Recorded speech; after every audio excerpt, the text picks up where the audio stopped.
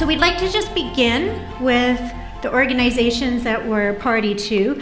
The prominent one from a technical point of view is called the Society of Trust and Estate Practitioners, and all families that seek out estate planners, I feel, should seek this particular designation. And the reason for that is this is a designation that takes 10 years to acquire, and it's really a specialty.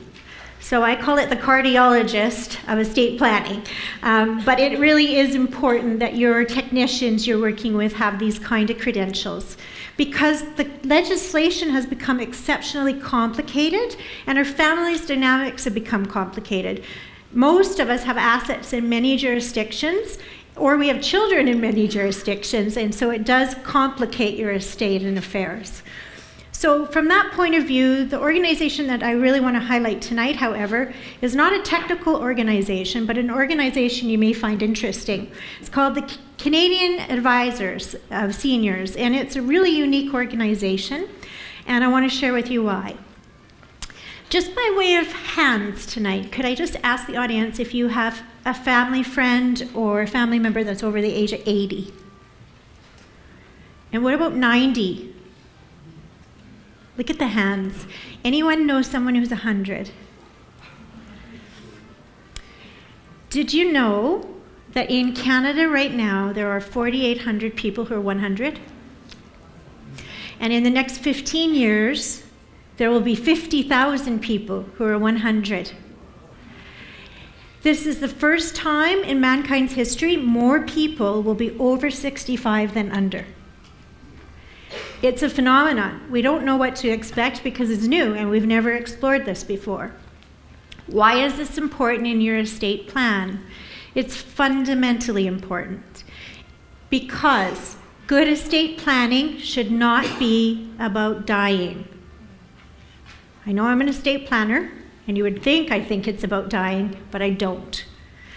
Good estate planning is about your life because you will spend more time in retirement than you did in your working career. So that's something to celebrate. So tonight what we're going to do is highlight how to protect yourself during the decades ahead that you're going to go and play. So we'd like to talk about our work as a whole, and when we're asked what we do, it has taken some time to really qualify it, but I actually think that I learned why I was doing what I was doing in my second year of business. And I'll share this story with you.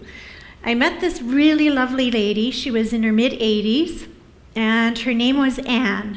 And I even get choked up thinking about it. She would come in, and she would wear these beautiful hats and gloves and her cameo, and she always looked beautiful, and I always use that as an excuse to go shopping. I have to meet the needs of my clients. So as I got to know Anne, she had had a really unique life, and we designed her estate to transfer to her beautiful daughter. And so I knew her quite well at this point, and she came back to see me. And when she came in, she sat across the table from me, and she wanted to confirm that the things she wanted to happen for her daughter were solid and set in stone. And I said, of course they are. You don't need to worry. And she reached across the boardroom table, and she grabbed my hand and she said, I want you to know I'm dying. And I said, okay. Now I was quite young and I hadn't experienced a great deal of losses in my life. So all I could think was, please don't cry, please don't cry, please don't cry. And of course I started to cry. And when I did, this is what Anne said to me. Sherry, don't worry about it. I'm going to my grave with peace of mind because my wishes have been met, and I promise to be your angel. In that very moment, I knew I was doing the right work. And so what I've come to learn over the decades is what we do is we safeguard our family's significance. And every single family here tonight is significant. We're each significant. We have values, we have beliefs, and they need to be transposed in your estate plan. And only if you transpose them do you have a good estate plan that honors your life's work and who you are. So ignore our lawyers in our office, ignore our accountants in our office. Right, Henry and Norman?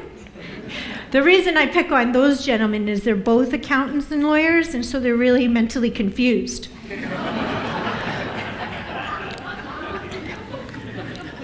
Plus, they let me pick on them.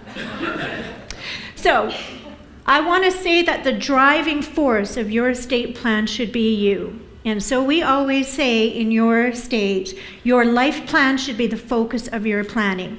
And every time you make a decision over your life planning, you should determine, will that support you if you are one of the fortunate people that end up living to 102.